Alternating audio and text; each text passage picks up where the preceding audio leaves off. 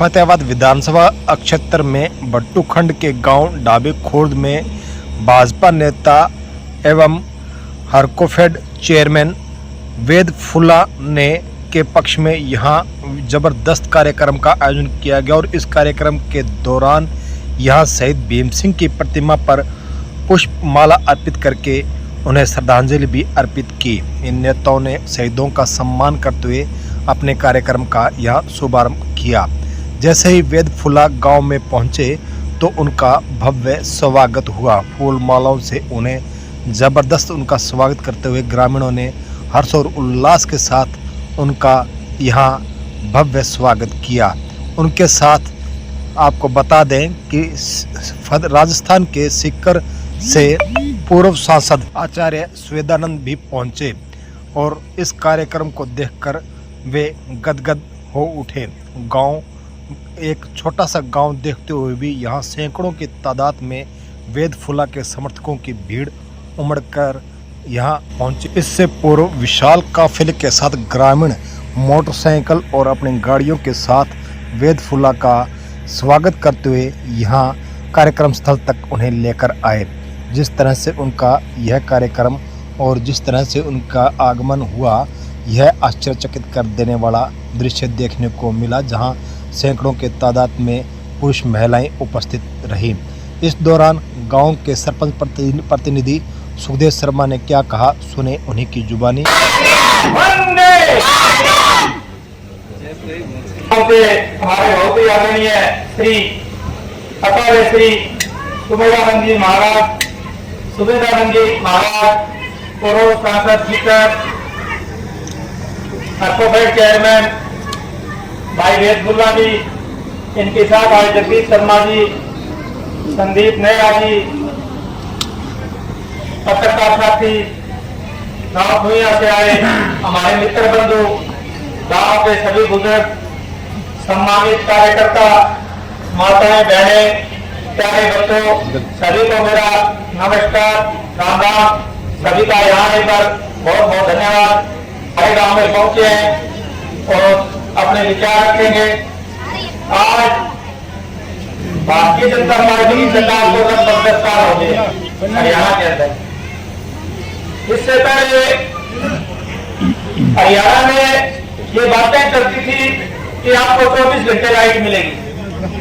जब हम छोटे थे, अखबार देखते थे कभी कभार, तो ये रोज आती थी कि हमारी सरकार आएगी, हम 24 घंटे लाइट देंगे।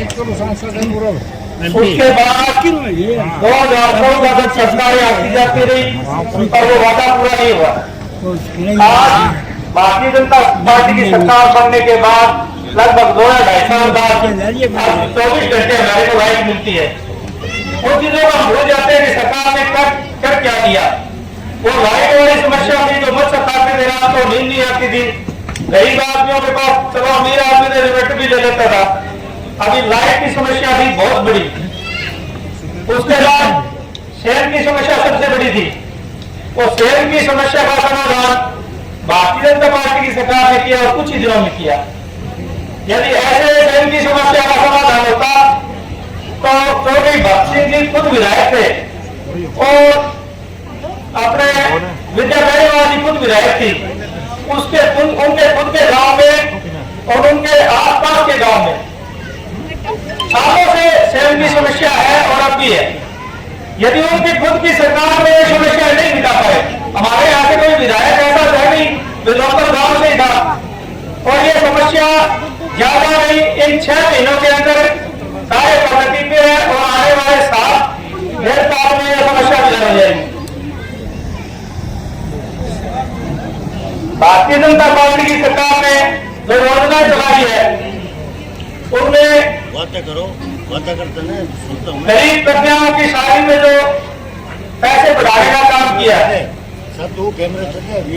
हमारे स्वास्थ्य के बारे में 5-5 लाख के कार्ड बने हुए हैं। कोई भी भाई को दिक्कत है, 5 लाख तक का कार्ड से इलाज हो जाता है। ऐसी अनेकों समस्याएं जैसे वाटेगांव में जिनके लिए अभी बहुत बड़ा हो रहा है, उसका सामान भी शायद कुछ ही दिनों में आ जाए। वास्तव के लिए हमारे 3.5 3 करोड़ रुपए मंजूर कर चुकी है सरकार।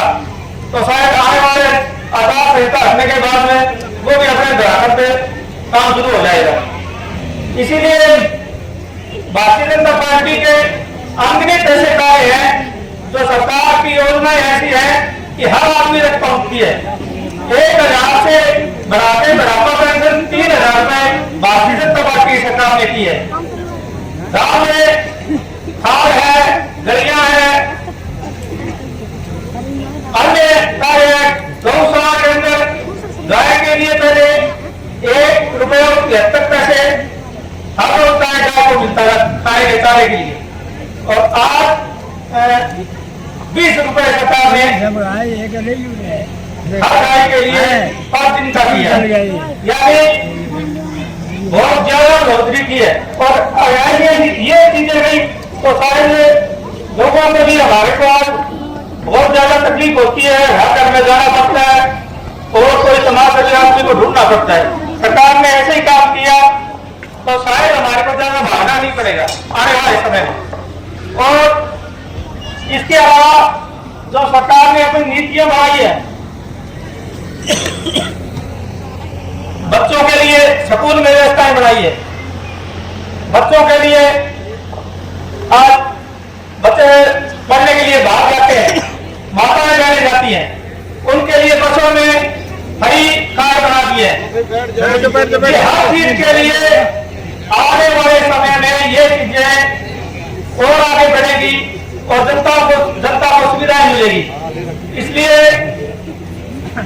आप आने वाले समय में हम उम्मीद करते हैं कि भाई साहब को टिकट मिले और मिलनी भी चाहिए, क्यों कि हर बंदा इनसे जुड़ा रखता है, इनको टिकट मिले और हम भारतीय जनता पार्टी के प्रत्याशी को जिताएं। इसके साथ समाप्त करूंगा। बहुत बहुत धन्यवाद। इस कार्यक्रम के दौरान यहां ग्रामीणों ने भाजपा नेता हरकोफेड चेयरमैन वेद फुल्ला का पगड़ी पहनाकर सम्मान किया।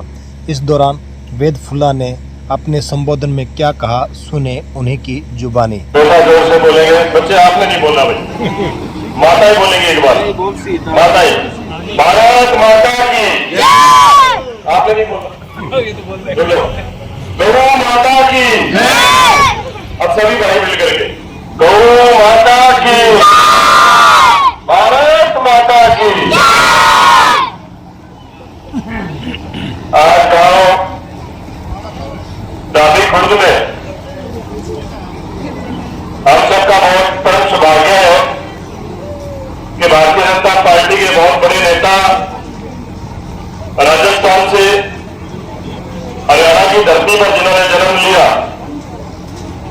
और शिखर से लगातार 2 बार सांसद रहे, माननीय मोदी जी के बहुत नजदीकी स्वामी अवधेशानंद सरस्वती संसद के बीच में पहुंचे हैं, सुमेधा सरस्वती संसद के बीच में पहुंच रहे हैं। स्वागत करें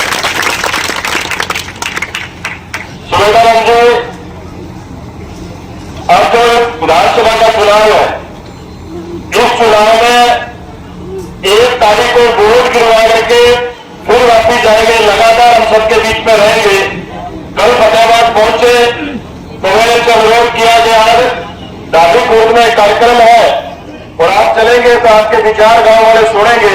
फिर उन्होंने सहज स्वीकार किया और हम सबके बीच में उपस्थित आया, मैं भी इनका अभिनंदन करता हूं। मेरे साथ हम सबके बीच में जिन्होंने अपनी बात रखी, आपके गांव के सरपंच प्रतिनिधि भाई सुखदेव शर्मा जी, पार्टी के हमारे इस मंडल के अध्यक्ष संदीप नेहरा जी, जिला के भाजपा अध्यक्ष जगदीश शर्मा जी, पार्टी के वरिष्ठ नेता आदरणीय जगदीश नायक जी, हमारे आईटी सेल के पूर्व में जिला के अध्यक्ष रहे कमल चौधरी जी, आपके पड़ोसी गांव से पार्टी के हमारे बड़े सीनियर साथी ओम प्रकाश प्रधान जी, हमारे बीच में मोहसिन जी, खालड़ा गांव से गर्दू नंबरदार जी, विजय बड़ेवाली जी, बहुत सारे साथी मेरे साथ आए, उनका अभिनंदन और स्वागत करता हूं। आपके गांव के हमारे एससी मोर्चा के जिला के उपाध्यक्ष हैं भाई सुभाष नायक जी, इस मंडल के महामंत्री अनिल जी को पार्टी के पदाधिकारियों का एक प्रोटोकॉल रहता है। और आज आप सब लोग जो बड़े को छोड़ने के लिए, हमारे स्वामी जी को छोड़ने के लिए पहुंचे हैं, गांव डाबी खुर्द के सभी बड़े बुजुर्गों, नौजवान साथियों, भारी संख्या में उपस्थित मातृशक्ति, मैं आप सबको हाथ जोड़ के प्रणाम करता हूँ, राम राम बोलता हूँ। बैठ जाओ,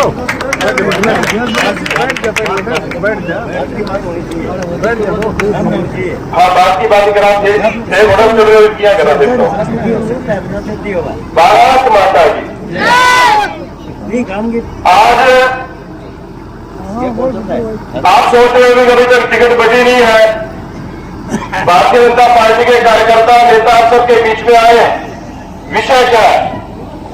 गांव के बड़े बुजुर्गों, नौजवान साथियों, आप जानते हैं कि थोड़ा दिन पहले कांग्रेस पार्टी के रोहतक से सांसद ज्योति भूपेंद्र हुड्डा जी फतेहाबाद आए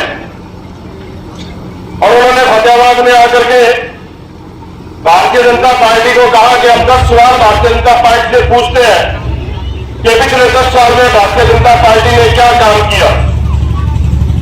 तो मेरे मन में भी ये बात आई कि भाई आप हमारे से 10 सवाल पूछते हो, ठीक है, हमारी सरकार है, आपका हक पूछिए, हम जवाब देंगे। लेकिन 2014 से लेकर के 2004 से लेकर के 2014 तक हरियाणा प्रदेश में कांग्रेस का राज रहा। इस कांग्रेस के राज में आप लोगों ने क्या किया, आप इसका जवाब दें। और मैंने ये निर्णय किया कि मैं गांव के हर चौपाल में जाकर के, गांव के हर चौपाल में जाकर के गांव के लोगों के बीच में खड़ा होकर के कांग्रेस पार्टी के नेताओं से, और आज मेरे साथ जो मीडिया आई हुई है, मीडिया के माध्यम से कांग्रेस के नेताओं से सवाल पूछना चाहता हूं कि आपने 2004 से लेकर 2014 तक डाबी खुर्द के लिए क्या किया, और जो डाबी खुर्द के लिए 2014 से लेकर के 2024 तक किया है, उसका लेखा जोखा देखने के लिए मैं आप सबके बीच में आया। गांव के बड़े बुजुर्गों, नौजवान साथियों, लोग कहते हैं, कई बार चर्चा चल पड़ती है, कांग्रेस के लोग मेरे को कहते हैं कि हरियाणा प्रदेश में भाई भारतीय जनता पार्टी की सरकार अब की बार नहीं बनेगी, कांग्रेस की सरकार बनेगी। तो मैं उनसे पूछता हूं कि भाई लोकसभा के अंदर आप लोगों ने 2 नारे दिए। एक नारा ये दिया कि माननीय मोदी जी को अगर 400 सीट आ गई तो मोदी जी संविधान खत्म कर देंगे, और दूसरा नारा दिया कि देश में अगर कांग्रेस का राज आया तो गरीब आदमी को 1 साल में 1 लाख रुपए देंगे। यानी कि चुनाव जो था उसका जो रिजल्ट आना था वो 4 जून को आया, और राहुल गांधी बोलते थे कि 4 जून को रिजल्ट आएगा, कांग्रेस की सरकार बनेगी, और 1 जुलाई को आपके खाते में 8500 रुपए आ जाएंगे। खटाखट खटाखट खटाखट खटाखट सुना बोला, खटाखट किसने सुना? खटाखट 1 जुलाई को, 1 अगस्त को, 1 सितंबर को, 1 अक्टूबर को, 1 नवंबर को खटाखट खटाखट आपके खाते में 8500 रुपए आएंगे। हमारे गरीब आदमी को बदला करके आपने वोट ले लिया। मैंने कहा कि आप दूध का दूध, पानी का पानी हो चुका है, आप झूठ बोलने का काम करते हैं, कहीं खटाखट नहीं होने वाली, अब एक मजाक में बन चुका है। कई बार कोई आदमी जब जाते मांगे तो वो कहता है कि मुझे खता कर दे दे, बाकी 1500 दे देगा, आप लोगों का मजाक पड़ेगा, कांग्रेस की सरकार बनने वाली नहीं है। भारतीय जनता पार्टी के हरियाणा प्रदेश में तीसरी बारी राज आएगा। उसके पीछे कारण यह है कि इन 10 सालों के अंदर अगर मैं कोई भी कांग्रेस का नेता यहां आकर के बोल के गया, नहीं बोल के गया, मुझसे पूछना। डाबी खुर्द का मैं जिक्र करूं तो डाबी खुर्द के अंदर भी हरियाणा सरकार द्वारा पंचायत को हम छोड़ दें, मेरे पास पूरा देखा जोखा है। हमने 3 करोड़ से ज्यादा 10 साल के अंदर पंचायत के अंदर लगा करके काम करने का काम किया। बात की बात होगी,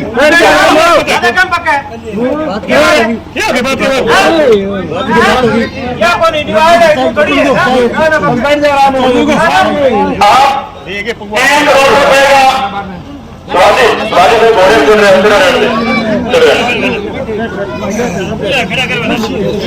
सुभाष भाई बाबू घोड़े चल रहे हैं, तो मैंने उनसे की तो 3 करोड़ रुपए का हमने पंचायत के अंदर विकास कार्य कराने का काम किया। मैं मीडिया के माध्यम से पूछना चाहता हूं, कांग्रेस पार्टी का कोई नेता करके बताए 2004 से लेकर के 2014 तक आपने ढाबे खुर्द में कितने पैसे लगाए। दूसरी बात आपके बीच में कहना चाहूं कि हमारी जब सरकार आई, ढाबे खुर्द के अंदर जो राशन मिलते हैं वो राशन सिर्फ 250 परिवारों को मिलते थे। आपके पीछे का डिपो है, डिपो वाले को जाकर के पूछ लो। कांग्रेस की सरकार 2004 से लेकर के 2014 तक अटल बिहारी वाजपेयी के राज के अंदर यह राशन कार्ड बनने का काम हुआ। 2011 के अंदर कांग्रेस के राज में सर्वे हुआ, सर्वे के माध्यम से गांव के जो दबंग लोग होते थे अपनी मर्जी से किसी का राशन कार्ड बनाते, किसी का कटवाते थे। आज आपके गांव में 650 से ज्यादा भारतीय जनता पार्टी के राज में राशन कार्ड बनकर के लोगों के घर के अंदर हर महीने राशन पहुंचने का काम होता है। यानी 350 या 400 से ज्यादा आपके गांव में राशन कार्ड बनाने का काम किया। अगर तीसरी बात करो, अगर 2014 से पहले इस गांव का कोई गरीब आदमी बीमार हो जाता था, भूपेंद्र सिंह हुड्डा जी, दीपेंद्र सिंह हुड्डा जी इस बात का जवाब दें, आपके बीच में कांग्रेस पार्टी का कोई नेता के जवाब दे कि 2004 से लेकर 2014 तक अगर ढाबी खुर्द का कोई गरीब आदमी बीमार हो जाता था, वो हॉस्पिटल में उतरा जाता था, आपकी सरकार की तरफ से क्या व्यवस्था थी इसको बचाने के लिए। जो गरीब आदमी हॉस्पिटल में चला जाता था तो कई बार रिश्तेदार भी तकलाते थे कि उसको मिल के आएंगे, गरीब आदमी को 10 रुपए ना मांग ले।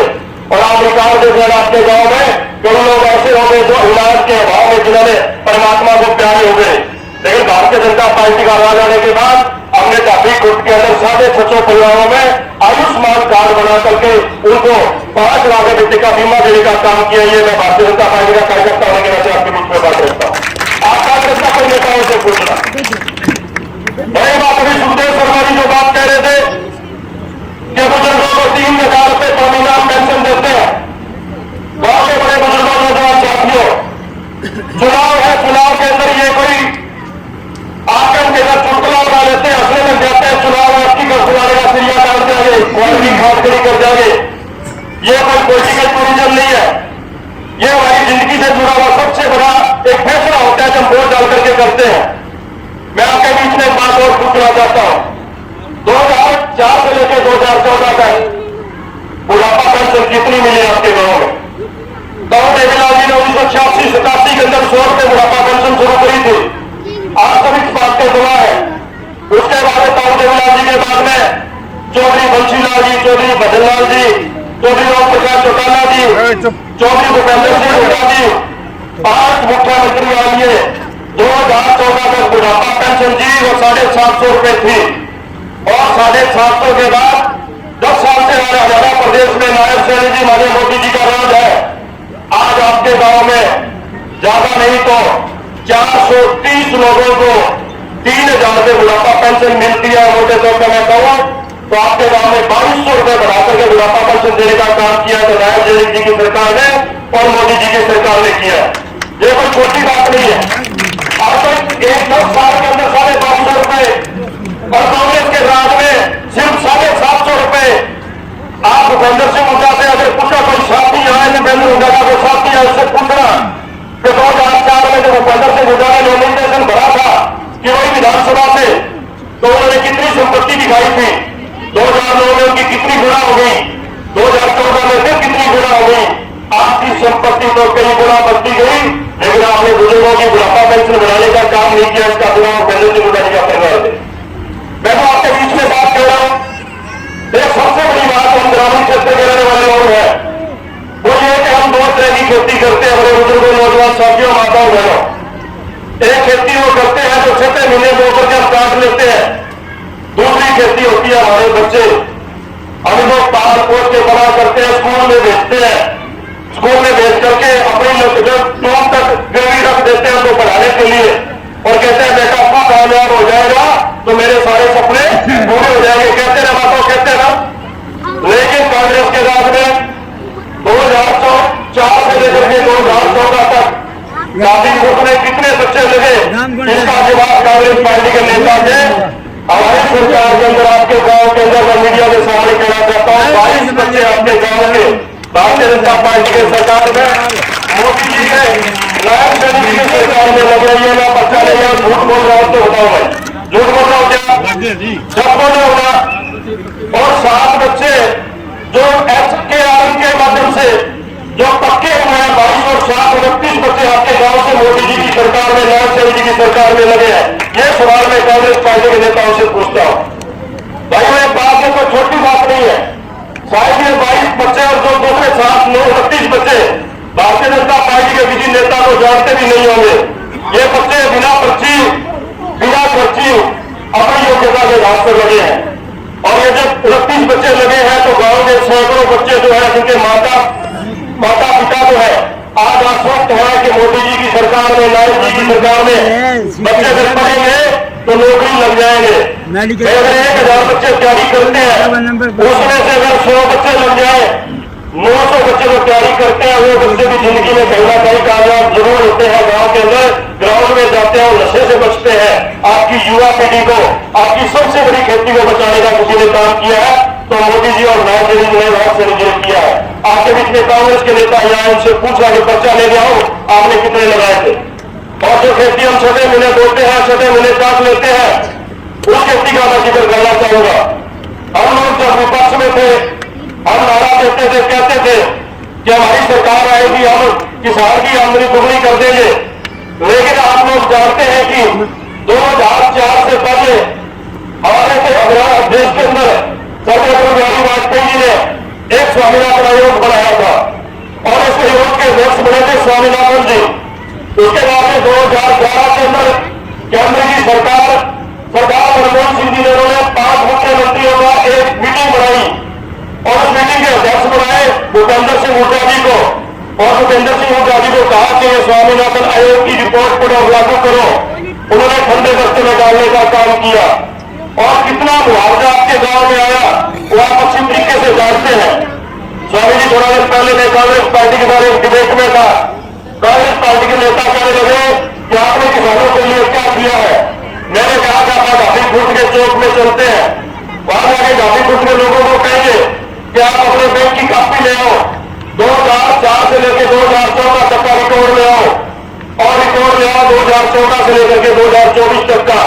बैंक की कापी बता देगी कि मोदी जी के नाम में घाटी खुर्द के लोगों के खाते में ज्यादा पैसे आए हैं कि भूपेंद्र सिंह हुड्डा के पैसे में ज्यादा पैसे आए। दूध का दूध, पानी का पानी हो जाएगा कि नहीं हो जाएगा? हो जाएगा नहीं। ये बातें है। ये भूपेंद्र सिंह हुड्डा जी के पिताजी भूपेंद्र सिंह हुड्डा जी लोगों को बरगलाने का काम कर रहे हैं। मेरा आपसे निवेदन है, आने वाले समय के अंदर 10वें महीने की 1 तारीख को चुनाव और कई लोग कहते हैं बदलाव चाहिए। भाई किसान के लिए, मजदूर के लिए और चाहे व्यापारी हो, युवा हो, इससे बढ़िया प्रकार की सरकार नहीं आ सकती। अपने इलाके के अंदर मैं पूरे में घूमता हूं। आप लोग अपने जितने रिश्तेदार भाई बंद है सबसे पूछ लेना कि भाई इन 10 सालों के अंदर अपने इस इलाके के अंदर कितने बच्चे वोट पर लगे हैं।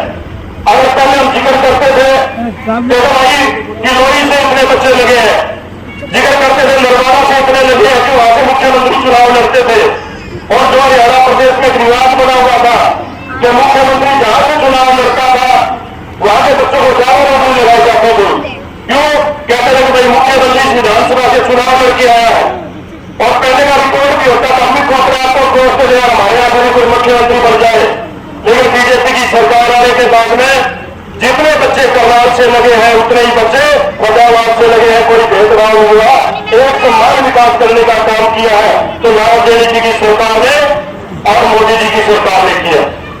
और मैं आपके बीच में अपनी लास्ट बात कहना चाहूंगा, आप किसी की बातों में मत आना, आप अपने आप को तोड़ना और इस सरकार को भी तोड़ना। कई बार क्या होता है कि भावनाओं में जा करके हम कोई बड़ा डिसीजन ले लें और जब सरकार चली जाए और बाद में फिर कहें यार बड़ी गलती होगी, अगर बीजेपी की सरकार होती तो मेरे बच्चे को नौकरी मिल जाती। ये कांग्रेस के राज में तो मुझे मेरे बच्चे को नौकरी नहीं मिली। हम लोग जब 3री 4वीं में पढ़ते थे तो एक कहानी सुना करते थे और कहानी किताब से लिखी होती मस्त बनाया करते हमारे को। एक लक्ष्मी बजारा नाम का एक शिकारी वो शिकार करने गया और घर के अंदर अपने बच्चे को छोड़ गया अपने कुत्ते को रुखारी। कुत्ते को बोला कि मैं शिकार करके आता हूं तब तक मेरे बच्चे की रुखारी करके रखना। और शिकार करते हुए चला गया, पीछे से सांप निकल के आया। सांप को देखते ही कुत्ते ने सांप मार दिया और कुत्ते के मुंह में थोड़ा खून लग गया। कुत्ता तेजी में जाके खड़ा हो गया, देखने लगा कि मेरा स्वामी आएगा और मेरे को देखकर शाबाशी देगा कि मैंने रुखाई करते करते अपने सांप को मार दिया। और दूर से लक्ष्मी बंजारा ने क्या देखा कि देरी में कुत्ता बैठा और कुत्ते के मुंह में खून लग रहा है, उसको भ्रम हो गया। जो बताया कि भ्रम नहीं बना आजकल कि हमारे पता नहीं क्यों करते हैं, उसको भ्रम हो गया कि वो मेरे बच्चे को उस कुत्ते ने मार दिया। उसे दूर से तीर चला के कुत्ता मार दिया और जब वो घर के अंदर आया आते क्या देखा वो सांप मरा हुआ है और बच्चा खेलने लग रहा है। मत्था पकड़ के रोने लग गया कि भाई मेरे से बहुत बड़ी गलती होगी और गलती से नहीं बदल पंजे वाला पेड़ बना दिया। मुख्य बंजारा ने सिर पकड़ा के पहुंचो आपका गामा ना नौकरी लगेगी, ना आयुष्मान कार्ड आप पीछा आएगा, ना बुढ़ापा आप पीछा आएगा, बापू आओ तारी बचेगी।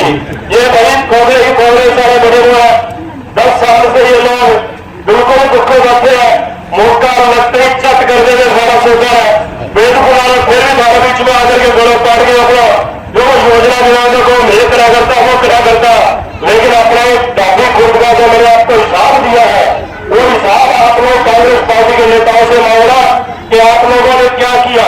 और ये हिसाब अकेला मैं बोल के नहीं जा रहा, अपने पार्टी के कार्यकर्ताओं को यहाँ देके भी जा रहा हूँ। घर घर में जाकर के हिसाब आपको देंगे कि हमने 10 साल में क्या किया है और कांग्रेस ने क्या किया है। रही बात सुखदेव भाई की, सुखदेव भाई ने कहा कि पार्टी ने अगर मेरे को मान सम्मान दिया तो दोनों हाथ जोड़ के आप लोगों के बीच में आऊंगा, भाई डट के मेरी मदद कर देना। पीछे भी आप लोगों की खूब मदद मैंने करी है, आगे भी मदद करता रहूंगा। और पार्टी ने मुझे आशीर्वाद दिया और पार्टी ने अगर किसी और साथी ने भी आशीर्वाद दिया कि भारतीय जनता पार्टी का कमल यहां से खिला करके फिर तीसरी बार सरकार बनाने का काम करना। आप भारी संख्या में आए हो, आपने मेरा स्वागत किया है, फूल मालाओं से मेरा और स्वामी जी का स्वागत किया है और ढोल लगाने के साथ मोटरसाइकिल लगा के आपने स्वागत किया है और मुझे पगड़ी पहनाई है। इस पगड़ी का कर्जा मेरे सिर के ऊपर है, मेरे हाथ में जितनी कोई कलम आ गई इस पगड़ी का कर्जा जरूर उतार के जाऊंगा। आप सबका बहुत बहुत धन्यवाद। और मेरे बाद में स्वामी जी बोलेंगे, स्वामी जी बहुत बड़े नेता है, बहुत अनुभवी नेता है, आप इन सबके आशीर्वाद वचन लेकर के जाएंगे। मेरा निवेदन है कि आप स्वामी जी से और हम सबको संबोधित करें। बोलो। इस दौरान राजस्थान से पहुंचे भाजपा के पूर्व सांसद स्वामी स्वेदानंद जी ने क्या कहा, सुने उन्हीं की जुबानी। भारत माता की, भारत माता की। अभी मैं जो गांव में प्रवेश कर रहा था तो मेरी नजर स्कूल की तरफ पड़ी, तो मैंने देखा कि आपके गांव में एक शहीद की प्रतिमा लगी हुई है, शहीद भीम सिंह। तो मैं आपसे निवेदन करूंगा, शहीद भीम सिंह अमर रहे। आप 2 बार कहेंगे अमर रहे, अमर रहे। शहीद भीम सिंह अमर रहे, शहीद भीम सिंह अमर रहे। बोलो वासुदेव भगवान की, भारत माता की, गौ माता की। साथियों, सबसे पहले मैं आपके गांव के उस लाडले शहीद भगत सिंह, क्योंकि शहीद किसी एक का नहीं होता है, जो देश के काम आता है वो सबका होता है। मैं उस शहीद को प्रणाम करता हूं, उसके माता पिता और परिजनों को भी मैं प्रणाम करता हूं। हम जिस प्रांगण में, जिस द्वार में हम खड़े हैं, सामने भगवान वासुदेव का मंदिर है। अभी परसों जन्माष्टमी का पर्व है। भगवान के जन्म के 2 दिन पहले हमारा सौभाग्य है कि आपके गांव में आने का मौका मिला, तो मैं भगवान श्री कृष्ण को, वासुदेव को भी प्रणाम करता। आज यहां हमारे साथ उपस्थित अभी जिनके ओजस्वी विचार हम सुन रहे थे, भाई वेद छोला जी, जाके सरपंच भाई सुखदेव शर्मा जी, मेरे साथ 2 दिन से मेरी सेवा में लगे हुए हैं जगदीश जी और पार्टी के सभी सम्मानित पदाधिकारीगण, यहाँ के मंडल अध्यक्ष और सभी कार्यकर्ता साथियों, गांव के सम्मानित बुजुर्गों, माताओं, बहनों, नौजवान साथियों, प्यारे बच्चों। भाई वेद फुला के इस जनसंपर्क अभियान में आपने मुझे कहा कि स्वामी जी डाबी खुर्द गांव में चलना है। वैसे मैं आपके इलाके के लिए नया नहीं हूं, मैं 7 साल हिसार रहा 73 से 80, और मेरे से बहुत सारे विद्यार्थी मेरे पढ़ाए हुए गुरुकुल राजनगर में भी या फतेहाबाद के पास भी गुरुकुल है, बहुत सारे विद्यार्थी आपको शास्त्री गांव में मिलेंगे जो मेरे से पढ़े। मैं आपसे निवेदन करूं, मेरा सौभाग्य है 10 साल माननीय प्रधानमंत्री नरेंद्र मोदी जी के साथ मुझे पार्लियामेंट में रहने का मौका मिला, और दूसरा सौभाग्य यह है वर्तमान में आपके मुख्यमंत्री माननीय भाई नारायण सिंह सैनी, वो भी 10 साल मेरे साथ सांसद रहे, तो चाहे स्टेट की गवर्नमेंट हो चाहे सेंटर की गवर्नमेंट हो, दोनों के मुखिया मेरे अच्छे घनिष्ठ मित्र रहे हैं। मुझे पार्टी में कहा गया कि आपको फतेहाबाद चुनाव में जाना है, तीनों विधानसभाओं में मुझे काम करना है, हमें आपकी सेवा के लिए भेजा है। अभी भाई वेद जी आपको एक बात कह रहे थे, 14 साल भाजपा के 10 साल भाजपा के 10 साल कांग्रेस के, जब आप तुलनात्मक बात करेंगे, मैं कहूंगा और पहले 10 साल की बात अगर आप करेंगे, कांग्रेस के 10 साल में या पढ़े लिखे शिक्षित नौजवान है, आजकल गूगल पर सब कुछ मिल जाता है, गूगल वाला सब कुछ बता देता है। कांग्रेस के 10 साल में घोटालों के सिवाय आपको कुछ नहीं मिलेगा। हर रोज घोटाले मिलते थे, रोज घोटाला, डेली घोटाला। आज कोयला खा गए, आज पेट्रोल पी गए, आज खेल के मैदान में आज कफन खा गए, ये डेली का धंधा था घोटालों का। ऑन रिकॉर्ड आप जब जाएंगे सर्च करेंगे, वो घोटाले आपके सामने आएंगे। और 10 साल माने मोदी जी के राज में मंत्री की बात अलग है, एक सांसद पर भी किसी की मत नहीं तो उंगली उठा दे, ईमानदारी से एक राज दिया है, ऐसा राज दिया। और मैं आपसे निवेदन करूंगा, उस महापुरुष को याद किए बिना नहीं भूल सकता मैं, जब भाजपा की बात आती है अटल बिहारी वाजपेयी जी को, यहां जितने भी किसान खड़े हैं 99% किसानों के पास केसीसी कार्ड है, 3 लाख रुपए तक 3% पर 3% पर 3 लाख रुपए तक किसान 2 रुपए सैकड़ा और 5 रुपए सैकड़ा ब्याज लेकर के फसल के टाइम में खाद और बीज खरीद के लाता था। अटल जी ने आपकी पीड़ा को देखा, समझा कि किसान जो जमीन का सीना चीर करके अन्न पैदा करता है, अन्नदाता है, इस अन्नदाता को इतनी पीड़ा होती है, इसकी कुछ मदद करनी चाहिए।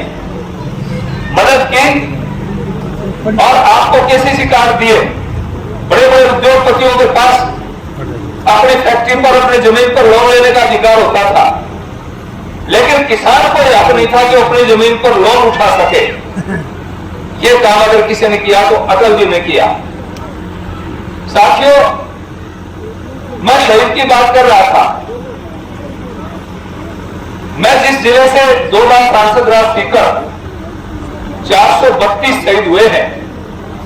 कोई पंचायत ऐसी नहीं है जिस पंचायत में शहीद की प्रतिमा नहीं हो, और मेरे पास झुंझुनू है, वहां 850 शहीद हुए हैं, चूरू में 250 शहीद हुए हैं।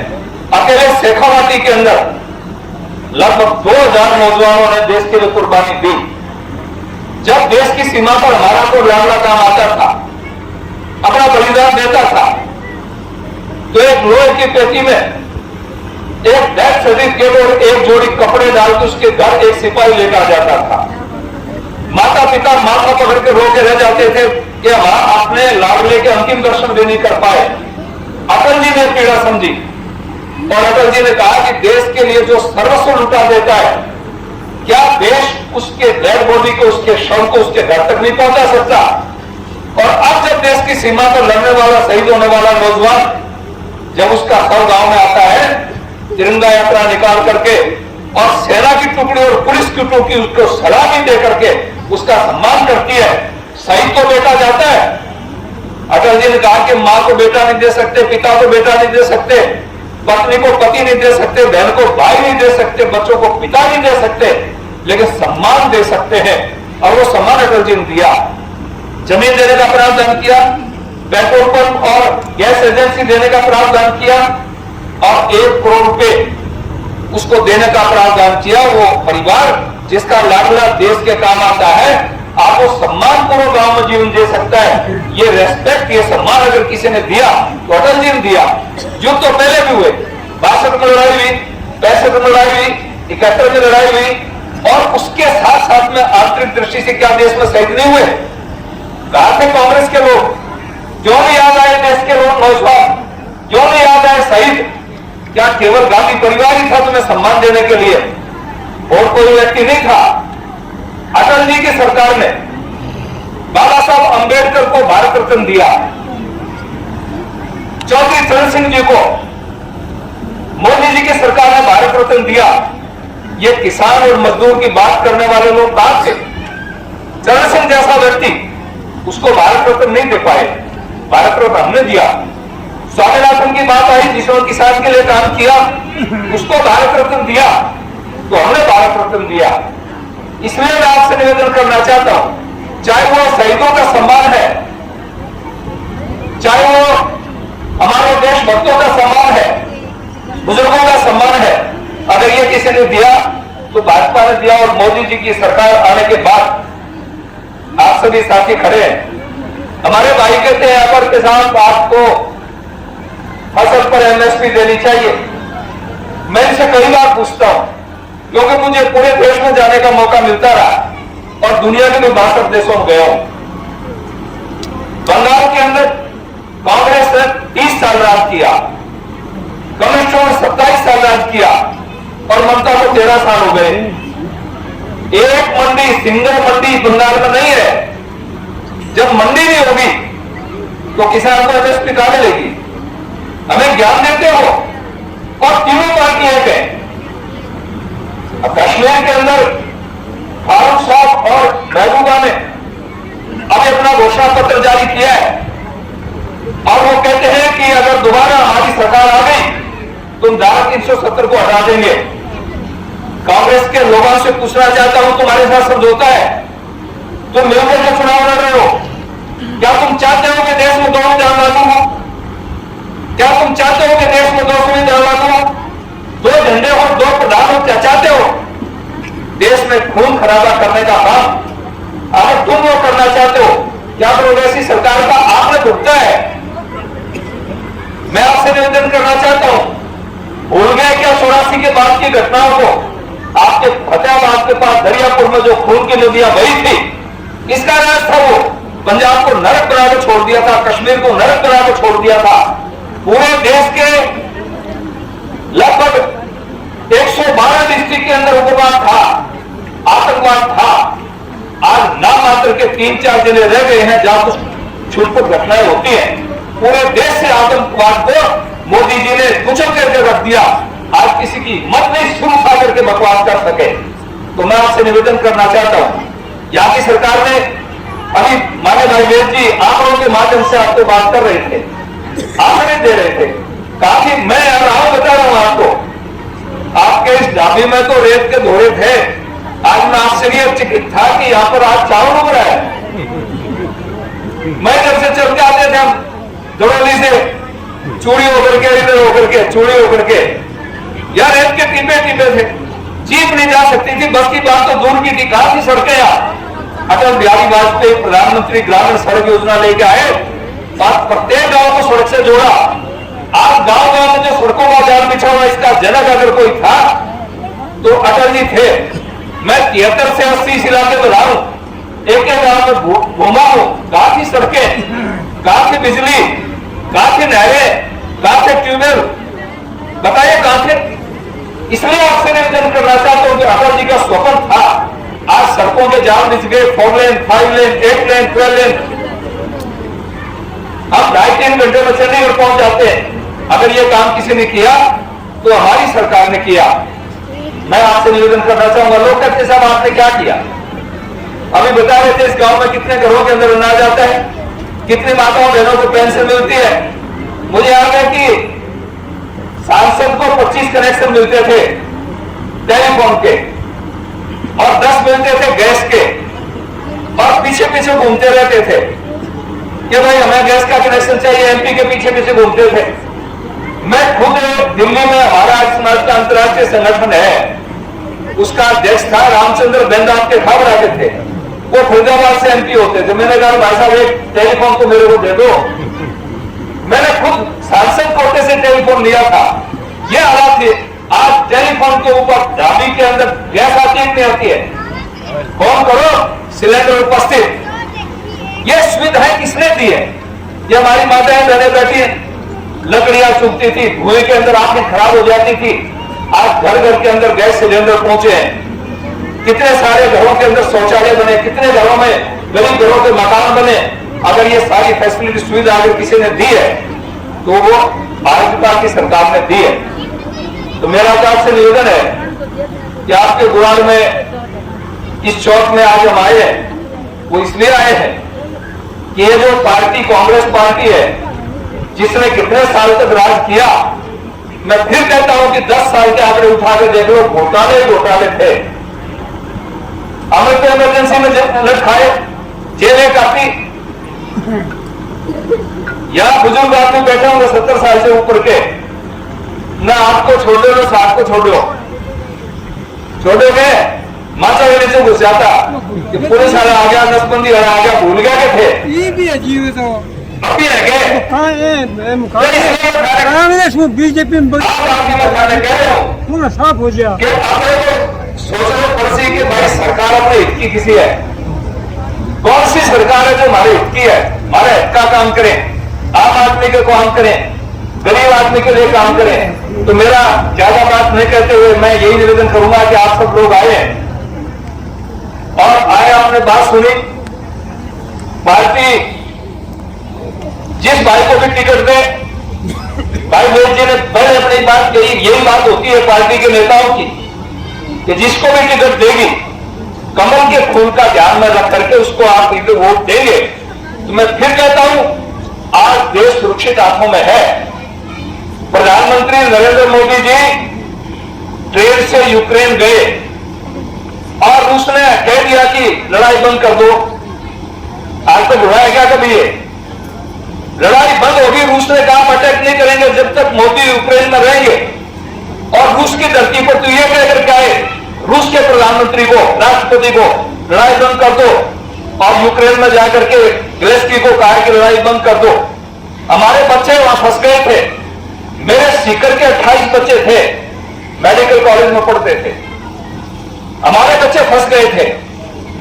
प्रधानमंत्री जी ने दोनों देशों से कहा कि लड़ाई बंद कर दो, लड़ाई बंद कर दी और हमारे बच्चे बसों में बैठ बैठ करके बॉर्डर पर पहुंचाए। जब पाकिस्तान के बच्चों को लगा कि हम क्या करें, तो दबाव आए था कि भाई तिरंगा झंडा लेकर के जो टोली निकलेगी उसके ऊपर कोई अटैक नहीं करना है।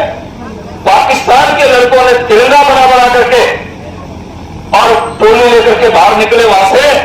तो इसलिए मैं आपसे निवेदन करना चाहता हूं कि ताकत इसको कहते हैं, बल इसको कहते हैं, शक्ति इसको कहते हैं, नेतृत्व इसको कहते हैं कि जिधर भी प्रधानमंत्री जी निकलते हैं, मनमोहन जी जाते हैं तो 100 पत्रकार साथ लेकर के, मोदी जी प्रधानमंत्री बनते हैं, कहा हमारे मीडिया के बंधु खड़े हैं, ये कहा नहीं जिस मीडिया वाले को विदेश जाना अपने खर्चे पर जाओ, देश के खर्चे पर नहीं।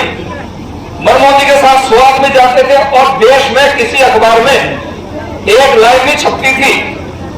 2-2 दिन तक अमेरिका, रशिया जैसे देशों में वो इंतजार में बैठे रहते थे कि मेरे से मिलने के लिए आएंगे, लेकिन नहीं मिलते थे। इसलिए मेरा निवेदन है कि आज देश का नेतृत्व मजबूत हाथों में है, हरियाणा में ईमानदार सरकार है।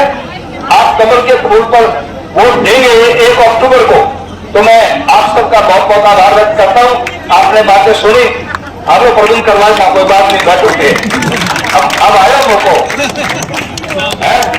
हाँ टिकट मिलने से पहले फिर करवा था कि भाई को व्यवस्था आगे नहीं भी करियो।